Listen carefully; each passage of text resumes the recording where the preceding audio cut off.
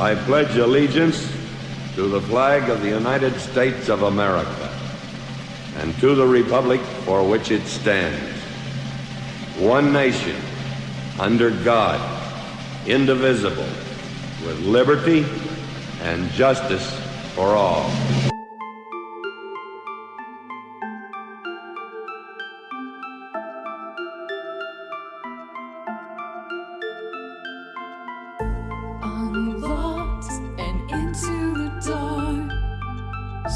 Things are better left unknown, and I'll never find you here, 'cause no one's ever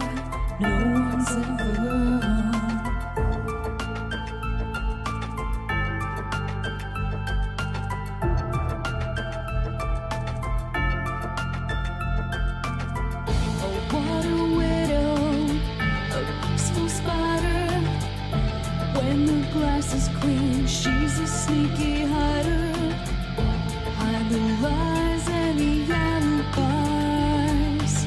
Oh, what a sinner is it in her?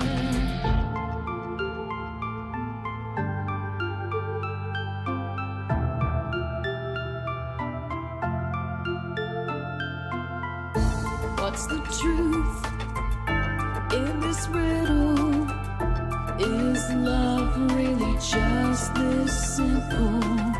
I can't seem to find my way in this world that never stays.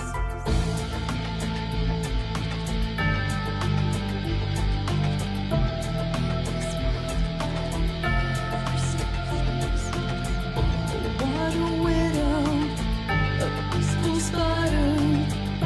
When the glass is clean, she's a sneaky hider. Hide the lies and the alibis. What a sinner is it in her?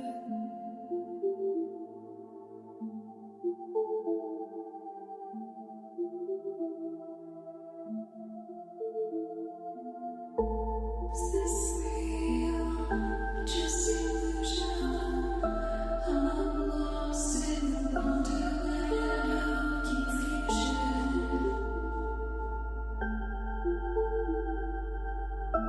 I'm lost in the wonderland of confusion. Is this real or just illusion?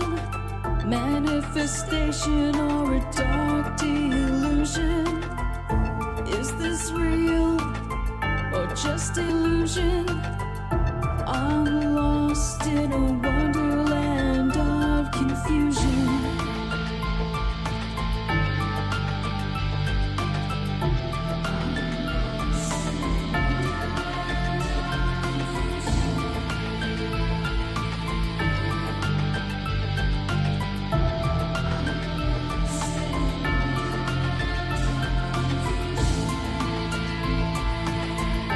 Brandon's lost in a wonderland of confusion. Just saying.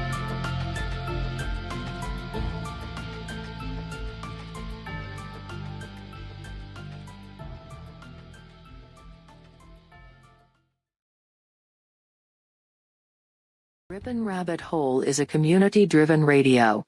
At times the community comments may reveal prejudices and other beliefs that we or our sponsors do not condone. Views or opinions expressed by the community, callers, or guests, are those of the individual speaking and do not represent the views or opinions of this site. Ripon Common Sense content is intended for mature audiences only. Enjoy.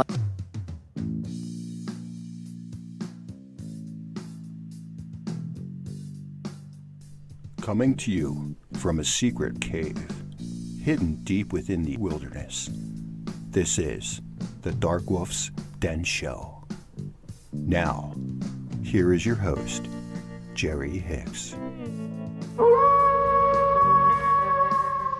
That's right, I am Jerry Hicks, also known as the Dark Wolf, and we are broadcasting live from a secret cave hidden deep within the wilderness of Tennessee. That's right. We're ripping through the electromagnetic soup. We're tearing through the atmosphere, and we're tunneling away into your radio like a quantum particle. This is the Dark Wolf's Den radio show for Thursday, February 24th, 2022. So whether you're on the edge of a reality, the edge of the galaxy, or the edge of your seat, we're glad you chose us to be right there with you.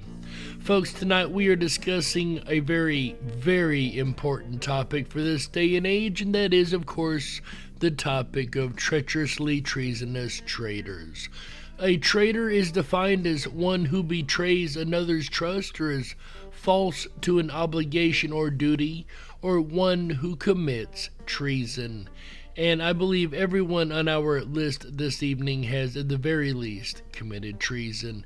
And we're going to talk about all those here in just a moment, but first, let's go ahead and see who all we have out here in our YouTube chat rooms, both on the Dark Wolf's Den show and the Ripon Rabbit Hole YouTube channels. How you guys doing over here tonight? Like JoJo's with the waving of the hand. Glad to see you, JoJo's. Always a pleasure. As well as, hey, Jay. Glad to see you, Jay. Says, let's go, Brandon. Well, can't disagree with that. Let's go, Brandon. Maggie's, my grandson in the background. Maggie's A says, oh yeah, U.S. trucks. That's right, honk, honk. Raider champion, got to take care of some things, but we'll be listening in the background. Glad to have you here, Raider. Sandy B says, hi, everyone. Hi, Sandy B. Who else we got here? Dominic Frosty, glad to see you, Dom. It's been quite a while, my friend. Errol Taylor in the house also on this freedom-loving Thursday night. And, of course, guys, you know we have a very special celebration coming up on March 20th, the Freedom Flame celebration over here on the freedomflame.com. You can get more information. That's thefreedomflame.com, TheFreedomFlame.com. As you see, we have it coming up once again, March 20th, 2022, the 5th year celebration here on the channel of the Freedom Flame, the 67th anniversary of the Freedom Flame. We have exactly 23 days, 1 hour, 54 minutes, and 210 seconds left. So exactly 23 hours, 1 day, and 54 minutes to go till we get to celebrate the Freedom Flame with the special we have coming up and celebrate freedom as a whole. Let's try to rekindle the flames of freedom with every chance we get, folks, and live so free that even our very existence is a halt against authoritarianism and destructiveness. But, folks, I am so glad to see all of you here, and I don't know about you guys, but I'm very excited to keep up with the Freedom Flame. Do make sure that you come on over to thefreedomflame.com. Now, folks, without any further ado, let's carry on here. Oh, JoJo's says, let's go, Brandon, FJB, FYT. and honk honk. Like, I absolutely love it. And of course, if you are joining us on YouTube or around the world on Ripon Common Sense Radio Network, or even on the replay on BitChute or Rumble, we're glad to have every last one of you guys along for the ride. That's right. Also, by the way, if you are on BitChute or Rumble, if you wouldn't mind going ahead and hitting that subscribe button, that would really help me out a lot over there, guys. And of course, before we can dive too deep into the topic, we have two more fun little segments to do. The first of which we call Today in History. Fitting with our theme this evening, on this day in 1944, the Minister of War, Juan Perón, leads a coup in Argentina, another traitor. And that is today's segment of Today in History. Say what? Our quote of the day today, folks, comes from Edward Snowden. He says, and I quote, "Being called a traitor by Dick Cheney is the highest honor you can give to an American." End quote. And we know Cheney himself being a horrible traitor to this country. And that is today's segment of Say what?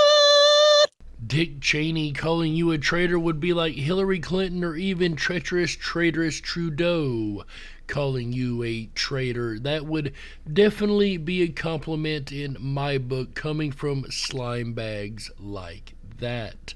And we've seen the traitorous actions going on across the world in the last couple years. All of these leaders that seem to have turned on their people for sake of the WEF and other different organizations in which they are showing their loyalty instead of their own people. And of course, in history, they are not the first or the last people to be treasonous, like our first story this evening, which takes us back a long time ago. Mir Jafar. Jafar, you might recognize. That was the villain in Aladdin. However, I did not know that it was given that name based on a real incident. So you learn something new every day. Let's find out why Mir Jafar earned this treacherously treasonous title of traitor. One man's ambition and lust for power would cause the downfall of a once mighty empire, resulting in the domination and plunder of an entire subcontinent by a foreign nation. A single act of betrayal on the battlefield over 250 years ago in 1757, changing the course of world history and leading to the name of the man responsible still being synonymous with treachery to this day. And as I mentioned a moment ago, in Aladdin, the court wizard, if you will, that tricks the king is also named Jafar, the same one that is Aladdin's main enemy, the antagonist of the story, if you will. And it's interesting that this treacherous traitor was based on a real treasonously treacherous traitor. The tale of greed, loyalty, and personal ambition, perfectly illustrating the danger of making a deal with the devil. Mir Jafar was a man with humble beginnings. However, after joining the army, he quickly rose through the ranks and won the confidence of the governor of Bengal, a powerful Indian province in the sprawling but rapidly declining Mughal Empire. Yet Mir Jafar was a man with lofty ambitions, and it didn't take long for him to become embroiled in plots to overthrow the governor, plots which were quickly discovered and led to his demotion and disgrace. Most people would have given up after getting caught the first time, but not Jafar. Mir Jafar was undeterred and still obsessed with seizing the position of governor for himself by any means necessary, eventually seeing the powerful British East India Company as a potential ally and tool to be used to make his dreams of power a reality. The British East India Company is what we would define as the deep state today. During the 18th century, the British East India Company was a privately owned corporation that had established trading posts across the now declining in power Mughal Empire, and although initially concerned with simply opening up trade opportunities in Asia, the riches it obtained allowed for it to pay for the recruitment and upkeep of its own private and independently controlled army. An army that would grow at the time to be one of the biggest in the world, bigger even than the English Empire army at the time. Relations between the company and the governor of Bengal had already deteriorated into a state of war, with the British now setting their sights on deposing their uncooperative enemy and replacing him with a man who would act as their puppet, giving them complete control over Bengal. And we know that same setup happens today, as we definitely have a White House puppet, and pretty sure treacherous traitorous Trudeau is a puppet also of these same bankers, these same East India Company traitors that are from so long ago, the same deep state.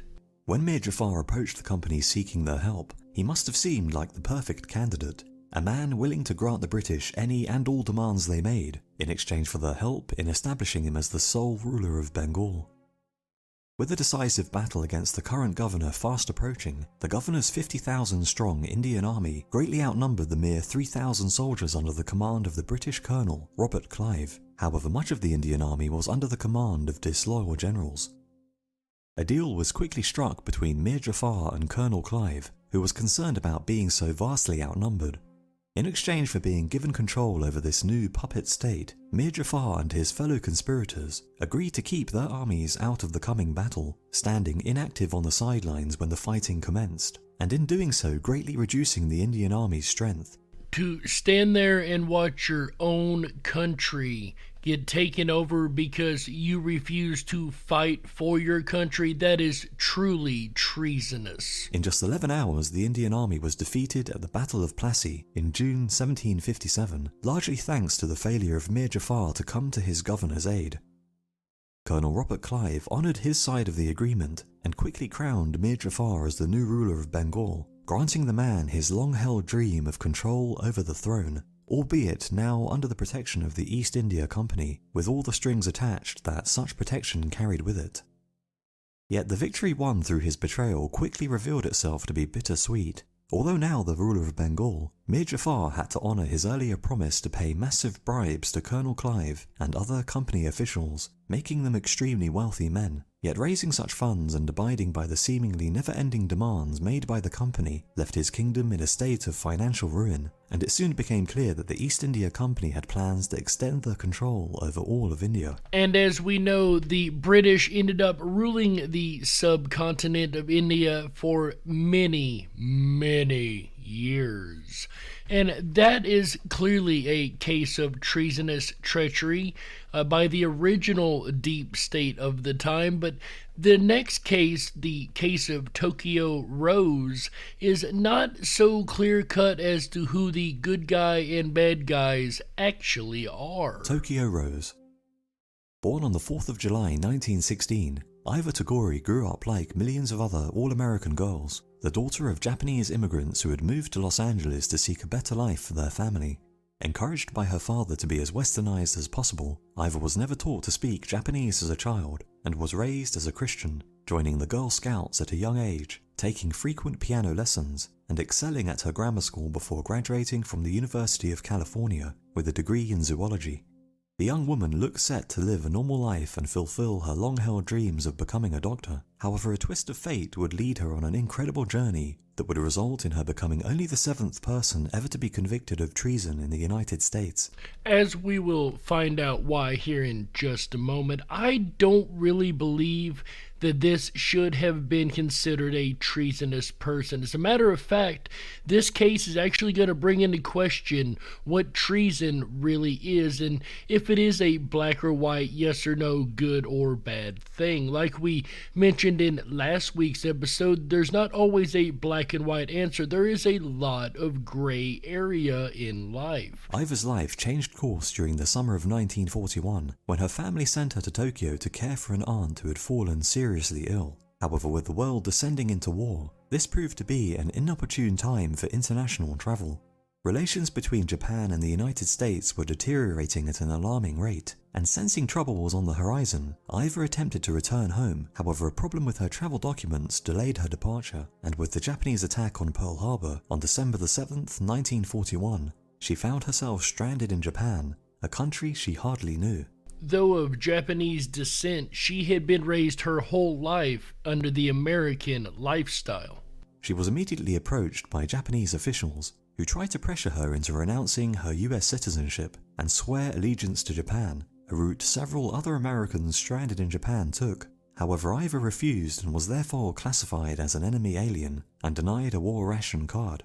She was now in an extremely precarious situation, unable to receive financial support from her parents in the US who had been placed in internment camps, and forced to leave her aunt's home following a campaign of harassment from suspicious neighbors who were concerned that an American spy might be living amongst them.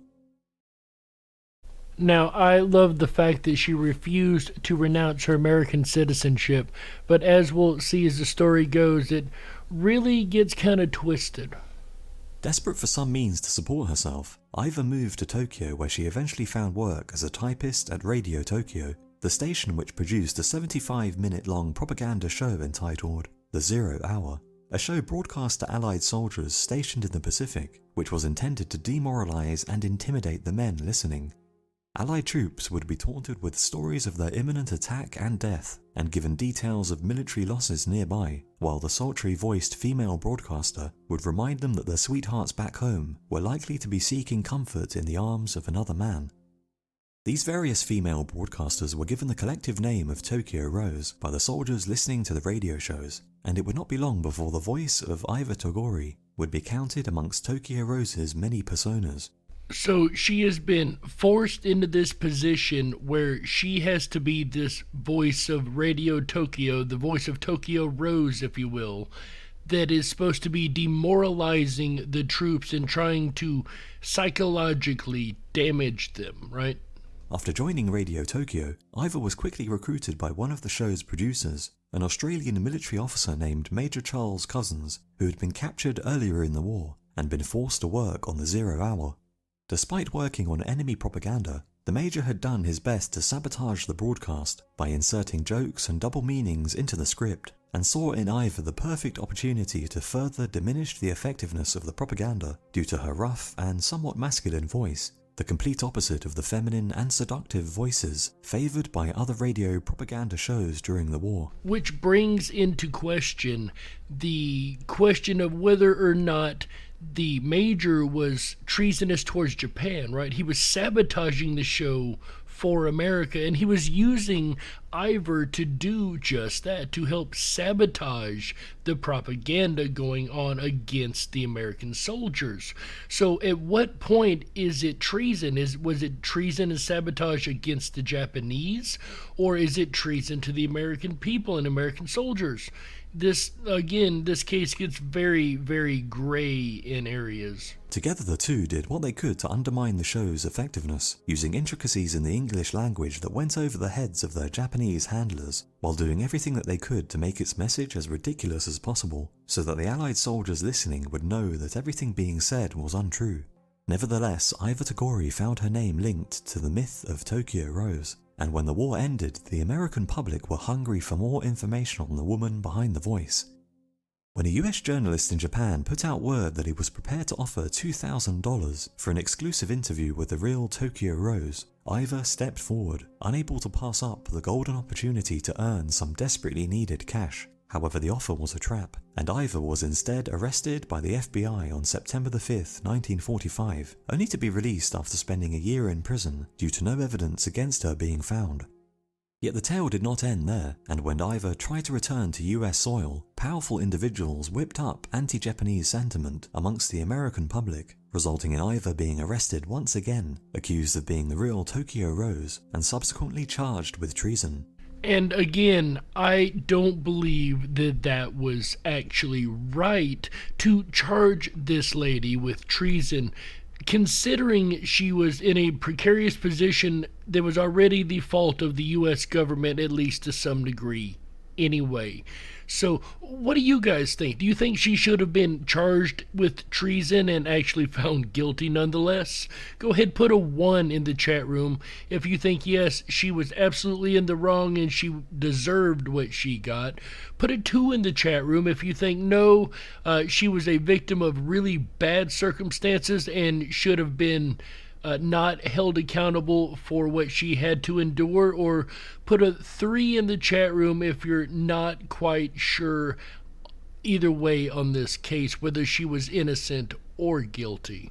Her 3-month-long trial in 1949 was the most expensive in US history up until that point, and resulted in her being convicted on 1 of 8 counts of treason, despite either denying any disloyalty to the US and prosecutors failing to present a single radio broadcast as evidence against her. She was sentenced to 10 years in prison and fined $10,000 before eventually being released after serving 6 years, yet it later emerged that key witness testimonies against her were false and had been coerced by prosecutors, resulting in her conviction being overturned and a presidential pardon being issued 20 years later. Iva lived out her remaining years in the US before dying in 2006. Personally, I don't think she should have been convicted, though the conviction was overturned.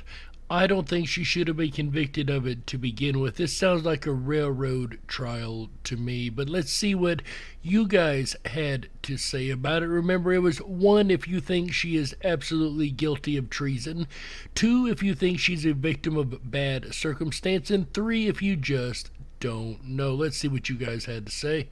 It looks like we've got over in the Dark Wolf's Den show somebody playing around online. If my mods would go ahead and take care of that small issue over there, I would very much appreciate it. JoJo's says 2222, absolutely innocent, a victim of circumstance. My Life DIY with the 2s also saying a victim of circumstance. I have to agree that's kind of where I stand on that. Over here in the Ripon Rabbithole.com, we've got Maggie says, charge Tokyo Rose, but Vomit and Clintons are free. I know, right? I appreciate that over there in the DWD show. Maggie's Ace says, hi Earth. Hey Earth Daughter, glad to see you here. Do you have a note? Sandy B says 3, not really sure, not totally guilty. That's fair, Sandy B. Raider Champion 3.4, not quite sure. Also, either way. Earth Daughter 2 or 3. So probably a victim of circumstance, not really sure, but more likely than not a victim of circumstance. I will give you that. Errol Taylor 2s across the board, as well as Maggie's Ace with 2s across the board. So again, I am in full agreement. I think this should not have been even a treasonous trial. It goes to show a lot of gray area once again, but I don't think she should have been charged with this, as she did what she could to survive. She even refused, if you remember, to denounce her citizenship, was truly patriotic the whole way through. Definitely something that should not have happened. It seems like in the end the courts were more treasonous than the person that they were charging. Our next treacherously treasonous traitor is a well-known American traitor. No, not Obama or Hillary. Both of those quite well qualify. No, this is a traitor that goes back to the very beginning of the United States of America. 3. Benedict Arnold. During the American Revolutionary War, Arnold established himself as a soldier of intellect and courage, so much so that he was promoted to the rank of general for the Americans. However, discontent with his status in the military and with the political decisions of the US, he began negotiating secretly with the British and decided that he would turn over the fort at West Point that was under his command to British troops. The plot was discovered and foiled, and Arnold narrowly escaped arrest. Publicly switching loyalty, he continued to fight against the Americans during the rest of the war. Interestingly enough, just 5 days ago, there was an article published in the Gateway Pundit that mentioned the treasonous treachery of Benedict Arnold, as well as a number of Benedict Arnold's character flaws that led him to his treacherous acts. These are actually laid out in the book American Revolution, Volume 2 by Nathaniel Philbrick. These are the treacherous traits of Benedict Arnold. Never worried about the consequences of his actions, guilt was simply not a part of his makeup. Next, rules were made to be broken. Arnold did whatever Arnold wanted. Sounds like the other Arnold we got around now. He presented his national interest as the nearest in his heart and the first in his wishes, end quote, even as he disclosed military secrets to the enemy. It's a wanton hypocrisy by a public official. Oh, you mean like when Hillary and Obama do that? What he was doing was first and foremost for money. He priced his soul for 10,000 pounds. Again, like we've seen in recent times. He was magnificent in his fearless and pugnacious pride and arrogance. I'm sure that he would give a devilish smirk in tearing up a State of the Union address like dirty, crooked, corrupted, treacherously treasonous Nancy Pelosi. Not a fan of her. Next, character flaw, Benedict Arnold. He attacked the integrity of his accusers by innuendo and insinuations. He claimed his accusers were not patriots and he was the genuine hero. Amazing projection of his evil onto others. Once again, we seen a projection of all the evils of the... Let's be honest, it was the evils of Hillary and the Democratic Party being projected onto the last sitting president. He thought he could serve his country best by being a traitor, delusional fantasy, ignoring facts. Arnold justified his treason by saying he loved his country. Quote, I have never acted from a principle of love to my country. I have ever acted from a principle of love to my country, The same principle of love to my country actuates my present conduct, end quote. He promised retaliatory killing of epic proportions unless his ultimatums were followed. He displayed an amazing tenacity to sacrifice country for self-ambition. Once again, sounds like Hillary and Obama, both willing to absolutely sacrifice their own country and their own position for selfish ambitions. His decision to sell his loyalty to the highest bidder was rooted in self-serving opportunism masquerading as patriotism. Gotta be careful when these other side of the fence talks about patriotism and their use of these terms against the American people, like calling what we have in this country a democracy all the time, when clearly we are in a republic, but Democrats will always say that we are threatening their democracy, which I'm sure that a republic does threaten the democracy of traitors. But once again, that is from the Gateway Pundit, that list of character flaws of Benedict Arnold, the first of many traitors to this country, and one more of which we may see exposed soon. But, well, we've already seen exposed over the last year, but you guys know what I mean. But we have to go ahead and take a network break right here, folks. So my name's Jerry Hicks, also known as the Dark Wolf, and you're listening to the Dark Wolf's Den radio show Freedom Flame series, Treacherously Treasonous Traitors, on Ripon Common Sense Radio Network, the RiponRabbitHole.com. We'll be right back with the second half of these traitorous...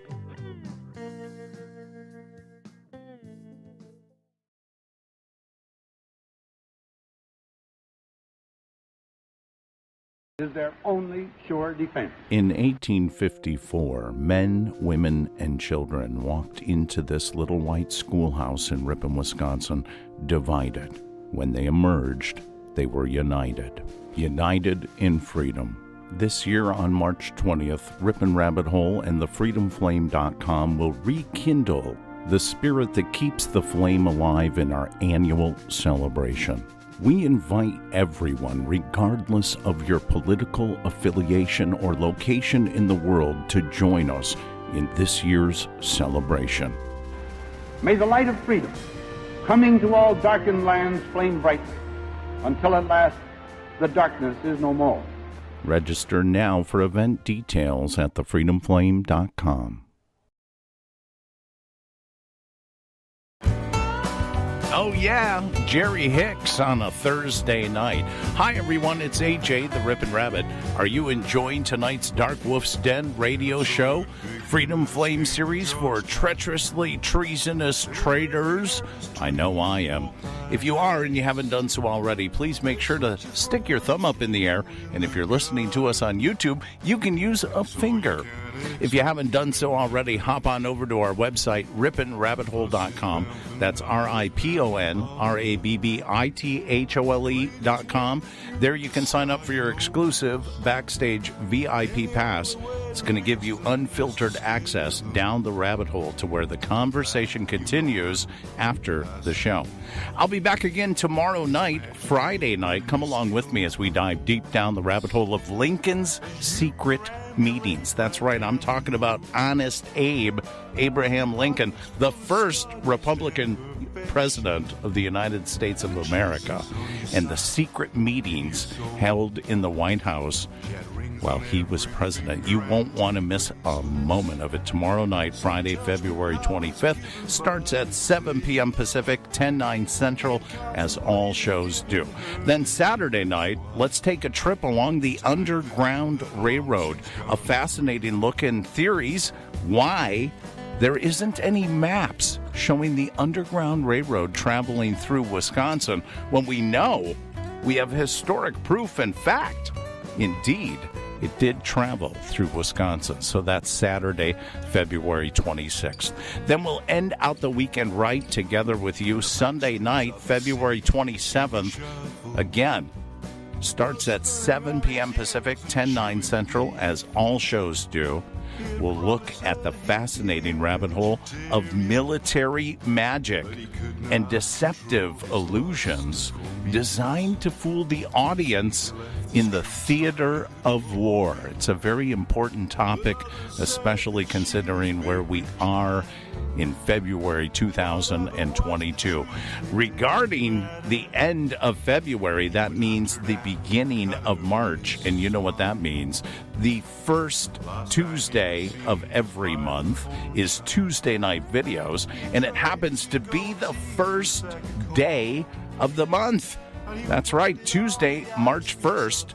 Join your host, Raider Champion, in the Backstage VIP Lounge, again at 7 p.m. Pacific, 10/9 Central. It happens exclusively on riponrabbithole.com in our Backstage 24/7 Lounge, Tuesday, March 1st, an evening and a night, I should say, with Elvis, exploring music and videos from the king of rock and roll, plus music trivia, followed by open requests. It's going to be a fun Tuesday for sure.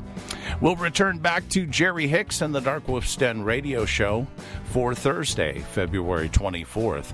You're listening to the Ripon Common Sense Radio Network, the Ripon Rabbit Hole, home of the Freedom Flame.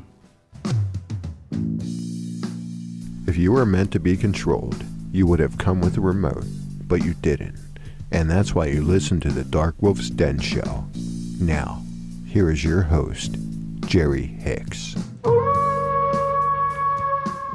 That's right, I am Jerry Hicks, also known as the Dark Wolf, and welcome back to the second half of the Dark Wolf's Den radio show for Thursday, February 24th, 2022. This is, of course, the Freedom Flame series. Treacherously Treasonous Traitors is our topic tonight, and we've already covered a number of the treasonous traitors in history, and we're just getting started. We, at the end of last segment, talked about an American traitor named Benedict Arnold and the character flaws that very well led him and a number of others across time to commit treason against this country, but he's definitely not the last, albeit he is the first, but not the last to commit treason in America. Aldrich Ames. It amounted really to kind of greed and folly. Simple as that. Until the mid-1980s, heavy drinking, extramarital affairs, and usually mediocre performance at work were the most serious transgressions of this former counterintelligence officer and analyst.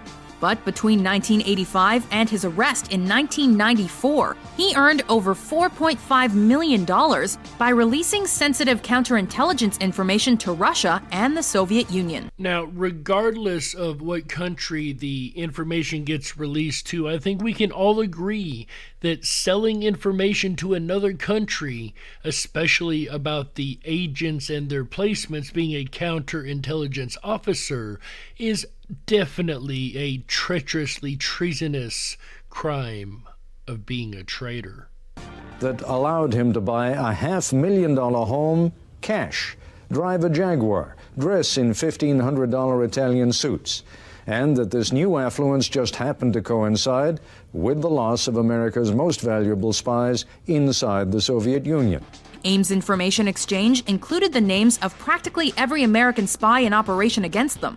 It is impossible to overestimate the amount of the damage or the consequences or our own surprise. Clearly a member of the deep state, they gave every bit of information on every spy we had in the country of Russia to Russia. His treasonous actions compromised more than 100 intelligence operations and contributed to the deaths of at least 10 American agents. He's currently serving a life sentence without the possibility of parole. What I did to those men, the situation of their families and others, and the kind of shame and the kind of remorse that I feel is something that is and I think always will be intensely personal. And remember, this was during the Cold War, so this was more likely than not an operative of the deep state. As a matter of fact, I would definitely say if they weren't an operative, they were definitely a supporter. Anybody who isn't a patriot is definitely deep state. You kind of fall on one of two sides. You love your country or you hate it, right? But folks, speaking of wars, from the Cold War to World War II, we all know Hitler was a horrible person. That's not even a question nowadays. We know just how bad Hitler was and all the damage that he caused. But if you were a German soldier and you had the opportunity to kill Hitler, would that be a treasonous act if it would end the war and save many more people? Again, we have a very gray area coming up in our next story. Klaus Von Staffenberg. Born into one of the oldest and most respected families of the German aristocracy, raised in a castle, a member of the Prussian military elite, and a wealthy man with status, respect, and everything to lose, Klaus von Staffenberg seems like an unlikely candidate for high treason. However, he would find himself the leading figure in the most famous plot against Adolf Hitler's life, when on the 20th of July 1944, he came within a hair's breadth of killing the Führer, toppling the Nazi government, and perhaps changing the course of the Second World War and maybe even the history of the world. However, a series of unlikely random events and sheer bad luck would ultimately lead to his failure and ruin. Even though this is not a paranormal show, this does bring into question time travel. Why?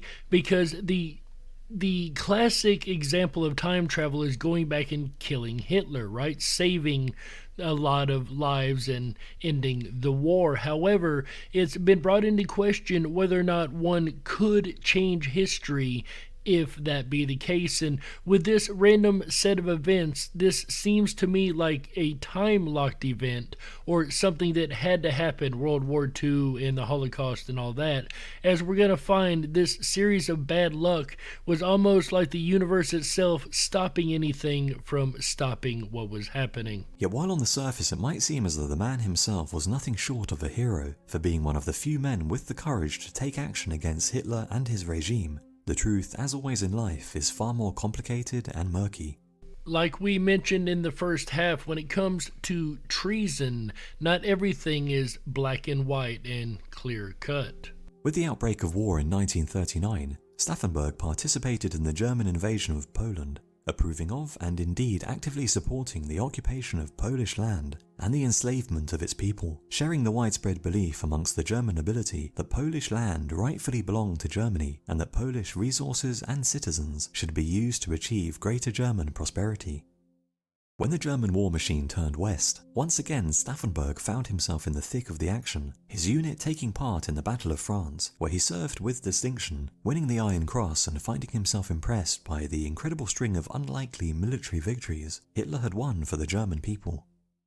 Yet this initial enthusiasm towards Hitler and the Nazi regime began to wane, and by 1942 he began whispering of treason, joining other like-minded officers who were actively conspiring against their leader, having witnessed the wanton cruelty and criminal behaviour being unleashed on the Eastern Front, as well as the growing recklessness shown by Hitler in military matters, which made it clear that he was not the genius he might have seemed during the opening years of the war. And it brings into question, is it wrong to commit treason against a dictator for the better good of the people? Yet such conspiracies failed to materialize into action, and while fighting in North Africa in 1943, Staffenberg suffered terrible injuries during an air raid, losing his right hand, his left eye, and 2 fingers on his remaining left hand. It was while recovering that he was once again approached by a group of conspirators who wanted to kill Hitler and topple the Nazi government. Staffenberg became the driving force behind the plot, and with his posting to the headquarters of the Reserve Army, found himself given the perfect opportunity to set his treasonous thoughts into motion by corrupting a pre-existing plan that had already been approved by the Führer himself. Codenamed Operation Valkyrie, this contingency plan detailed actions to be taken in the event of civil unrest threatening internal security in Germany. However, Staffenberg and his fellow plotters secretly modified the plan with the intention of using the Reserve Army to seize control of German cities, disarm and neutralize the SS, and arrest members of the government following the assassination of Hitler. Again, is it wrong to use such means to take down a horrible criminal? It was imperative that Hitler be killed to free German soldiers from their oath of loyalty to him and ensure that they followed the conspirators' traitorous orders which were coming from a legitimate and seemingly legal source via Staffenberg at the Reserve Army High Command. Yet while the plan itself was well thought out, its execution was rushed and fraught with danger. General Helmut Steiff was penciled in as the man due to kill Hitler. However, when the general pulled out, Staffenberg was the only conspirator who had regular access to Hitler and was therefore left with the burden of not only taking out the most powerful man in Europe, but also rushing back to Berlin on the same day to oversee the Reserve Army's seizure of power and ensure Operation Valkyrie's smooth running. However, Staffenberg was no fool and realized that the probability of success was low, yet it was decided that the plan must proceed regardless, so that even in failure, the world would know that not all Germans supported and approved of the actions taken by the Nazi regime. On the 20th of July 1944, his chance to strike finally came when a meeting was called at the Wolf's Lair. Staffenberg brought with him a briefcase bomb designed to wipe out all those attending, including Hitler. However, from the get-go, fate seemed to be against him. As I mentioned a moment ago, and we're going to find here now, it seems like the universe itself was bound and determined to stop this plot from continuing. The meeting location had been changed from a subterranean bunker to a wooden barracks with all of the windows open due to extremely hot weather. This was a major problem, as the bunker would have greatly magnified the force of the blast, ensuring that all those inside stood no chance of surviving. However, the open-windowed barracks meant that the explosion would be far with just one hand containing only 3 fingers. Staffenberg had to find somewhere private where he could arm the bomb, a task made both difficult and time-consuming by his injuries. And when a guard disturbed his preparations, Staffenberg was forced to enter the meeting with only one of the bombs primed for use. He placed his deadly briefcase under the conference table as close as he could to Hitler before making his excuses and leaving the room. So this guy has already been through a ton. He tried to arm the bombs, only got one of them armed because of his injuries and being interrupted. And now with that armed bomb, he's got it right next to Hitler. Things are going so close to according to plan. However, fate has this funny way, and the universe itself has this funny way of changing things at the last minute. However, shortly after his departure, another officer moved the briefcase out of the way and placed it behind the solid oak conference table leg, which shielded Hitler from the full force of the blast, resulting in him suffering just minor injuries, with only 4 attendees killed. Staffenberg rushed back to Berlin to commence the second stage of the operation, the military coup against the Nazi leadership. However, with Hitler still alive, the plan was doomed to failure. Joseph Goebbels used radio broadcasts to announce that Hitler had survived, and when the Führer himself personally spoke on state radio shortly after, it was clear that the conspiracy was over. The traitors were quickly rounded up and executed, with Staffenberg facing the firing squad after speaking his last words, which are said to have been, "Long live our sacred Germany." Hitler took advantage of the failed plot to root out and destroy anyone he suspected might oppose him in the future, and over 20,000 Germans would be executed or sent to concentration camps in the brutal purge that followed. So this guy did his best to end Hitler and end the Nazi regime for good, basically, and in the war altogether, and in his treasonous acts he failed miserably and paid the price of a traitor, which is death, of course. Number 5. Guy Fawkes. I know his name was Guy Fawkes, and I know in 1605 he attempted to blow up the Houses of Parliament. But who was he really? Born in York and raised an Anglican, Fawkes converted to Catholicism relatively early in life and developed anti-Protestant sympathies. It wasn't long before he found a like-minded group of conspirators looking to assassinate King James I and restore Catholicism as the religion of the land. He became a key figure in the Gunpowder Plot of 1605, which sought to blow up English Parliament. Fawkes was charged with safeguarding the explosives, which had been amassed in the cellar beneath the House of Lords. However, he was captured and tortured, eventually dying on January 31st the following year.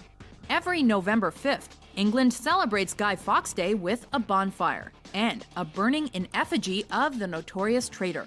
Another incredibly well-known traitor there, Mr. Guy Fawkes. And so far, we've heard plots against leaders of different countries, but what about a plot by the leader of a country? We know that has happened in recent times in a country we all know and love very much, that the person being put in power wasn't exactly what they were supposed to be, or even supposed to be in power, in my opinion. But it's not, again, the first time in history where there has been a treacherous, traitorous leader. We know Trudeau recently became a traitor to the people of Canada, beating down a protest for freedom in the sake of authoritarianism and not allowing the restrictions that have been placed upon the people of Canada to be lifted, as was requested by the people that just wanted to have their freedoms and their voice heard. But again, there's not the only leader to have turned against their people. Benito Mussolini. By the way, of course, I can't mention Justin Trudeau without saying honk honk. Ed allora che comincia la storia d'Italia. Prior to 1914, this Italian political journalist was one of the most prominent members of the Italian Socialist Party. However, in 1914, at the outset of World War I, he publicly denounced socialism, turned his back on the working class, and introduced the fascist movement in Italy.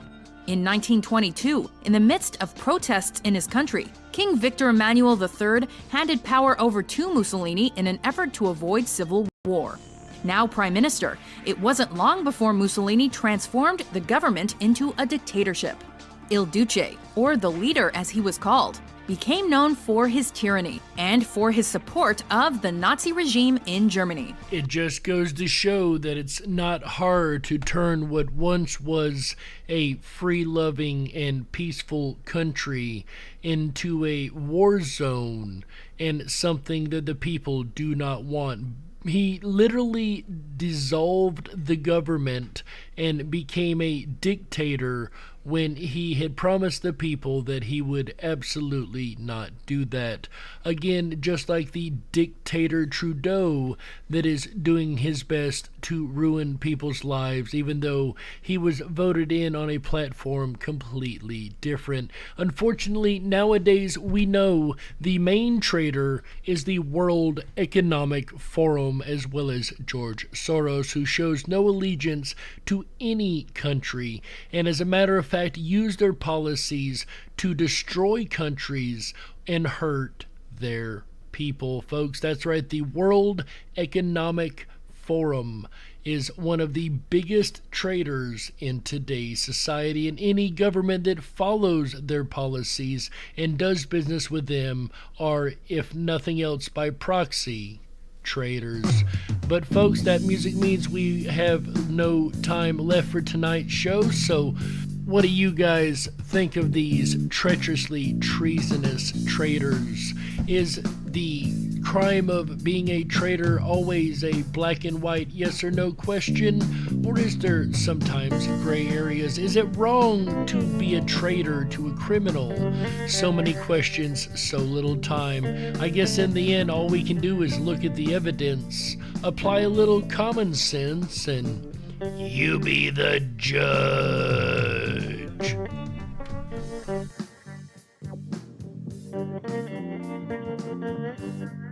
We got to close it out. That's right, that's it for this episode of the Dark Wolf's Den radio show for Thursday, February 24th, 2022. So whether you're on the edge of a reality, the edge of the galaxy, or the edge of your seat, we're glad you chose us to be right there with you. Ladies and gentlemen, the den may be closing, but don't you worry. We've got the weekend kicked off right, and the weekend fun has only just begun. Make sure you come back tomorrow, Friday, February 25th, 2022, 7 p.m. Pacific, 10/9 Central, as our buddy AJ the Ripon Rabbit takes back to the airwaves with an all-new episode of the Ripon Rabbit Hole live show. That's right, tomorrow he's going to be discussing Lincoln's secret meetings. This seems like a very intriguing topic to me because I don't really know nothing about them, so I cannot wait to hear what he has to present about Abraham Lincoln and the meetings that were apparently kept secret for a long time. That's coming up tomorrow, Friday, February 25th, 2022, 7 p.m. Pacific, 10/9 Central, right here on Ripon Common Sense Radio Network, the RiponRabbitHole.com. Then on Saturday, February 26th, 2022, on the RiponRabbitHole.com, 7 p.m. Pacific, 10/9 Central, our buddy AJ the Ripon Rabbit comes back with yet another episode of the Ripon Rabbit Hole live show as he discusses the Underground Railroad, yet another iconic piece of history, and one that begs a question: why was Wisconsin not on the map of the Underground Railroad, as there's evidence now that it very much was involved? Very interesting discussion, very interesting information coming up on Saturday night, February 26th, 2022. Then on Sunday, February 27th, 2022, 7 p.m. Pacific, AJ rounds the weekend out right with you as he discusses military magic. So much illusion and deception and look over here, not over there. So many different magic tricks that are actually used by the military, especially in wartime. Deceit and deception has its place in war, as we know, and the elements of magic and illusion definitely have their place in military, and AJ is going to discuss that connection on Sunday, February 27th, 2022, 7 p.m. Pacific, 10/9 Central. Then make sure you come back on Tuesday, because the weekend doesn't end this weekend on Sunday, or maybe the next week starts early on Tuesday. I'm not quite sure, but either way, our buddy Raider Champion will be hosting Tuesday night videos in the Backstage Lounge. This go round is going to be the topic of Elvis. The king has left the building. That's right. Elvis Presley, the king of rock and roll, will be the focus of the Tuesday night trivia video show, as our buddy Raider Champion does a great job of presiding over that show, and really always a great time. Make sure you come back and check that out, but that's exclusive to the Backstage Lounge. That is not a radio broadcast show. If you would like to join and become the winner of the Tuesday night videos, as I have done before myself, make sure you go over to the riponrabbithole.com. That is RIPONRABBITHOLE.com. You're going to have to sign up for your Backstage Pass. That's going to allow you access to all the rest of the site, and it is free, always will be, and always has been. With that, you can go into the Backstage 24/7 Lounge and join us on Tuesday, March 1st, 2022 at 7 p.m. Pacific, 10/9 Central for Tuesday night videos. The more people that's there, the more fun it is. It is such a blast. I'm telling you guys, make sure you come on back and check it out yourself while you're on the riponrabbithole.com. Also, make sure you drop down the rabbit hole. That is our exclusive social media section. We don't shadow ban. We don't do any of those dirty tricks like Facebook and the rest of those commie platforms. With that said, my name is Jerry Hicks, also known as the Dark Wolf, and on behalf of AJ the Ripon Rabbit, Chick Mandela Effect, Michael Musco, Walt House, everyone involved with Ripon Common Sense Radio Network, and Tom Bayless for this amazing music.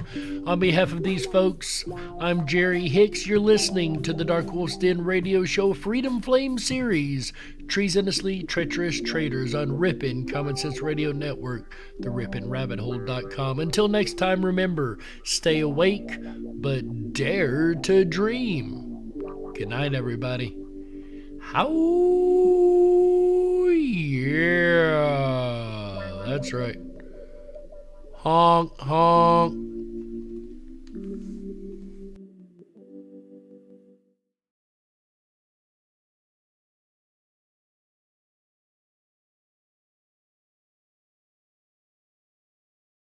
Freedom is their only sure defense. In 1854, men, women, and children walked into this little white schoolhouse in Ripon, Wisconsin, divided. When they emerged, they were united. United in freedom. This year on March 20th, Ripon Rabbit Hole and thefreedomflame.com will rekindle the spirit that keeps the flame alive in our annual celebration. We invite everyone, regardless of your political affiliation or location in the world, to join us in this year's celebration. May the light of freedom, coming to all darkened lands, flame brightly, until at last the darkness is no more. Register now for event details at thefreedomflame.com. That's thefreedomflame.com. Make sure you check out that QR code.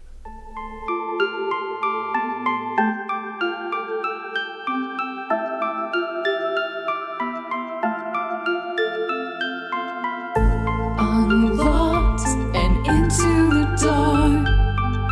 Some things are better left unknown. And I'll never find you here, 'cause no one's ever. Let's go Brandon, FJB. Let's go Brandon, FYT.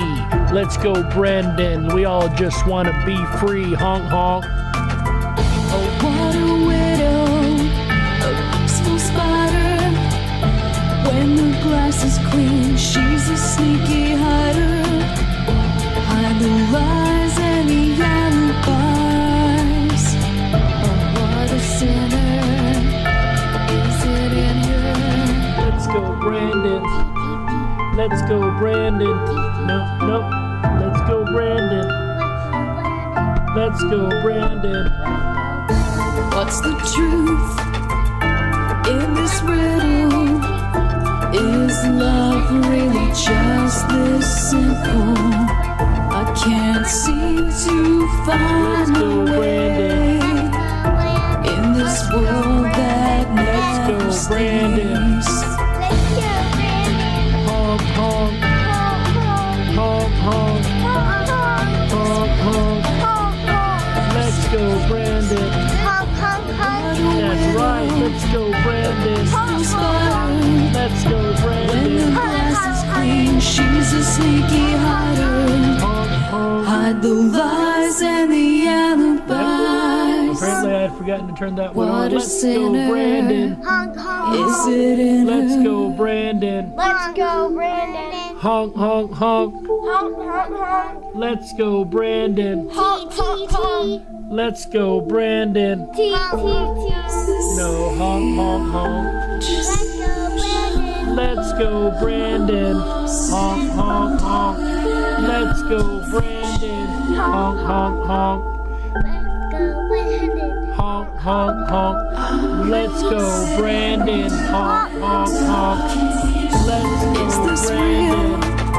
or just illusion? Manifestation or a dark delusion? Is this real or just illusion? I'm lost in a wonderland of confusion. Let's go, Brandon. Let's go, Brandon. Honk, honk, honk. Let's go, Brandon. Honk, honk, honk. Honk, honk, honk. No, it's not TTT, it's honk. I made that. Well, it doesn't mean anything. It's gotta mean something like, let's go, Brandon. Honk, honk, honk. It means we support the truckers for their freedom. Let's go, Brandon. Well, that's what honk, honk, honk means. Yeah, but you can just say that. But that's too much words. People know what you mean when you say honk, honk. Yes. Right, guys? Honk, honk. Honk.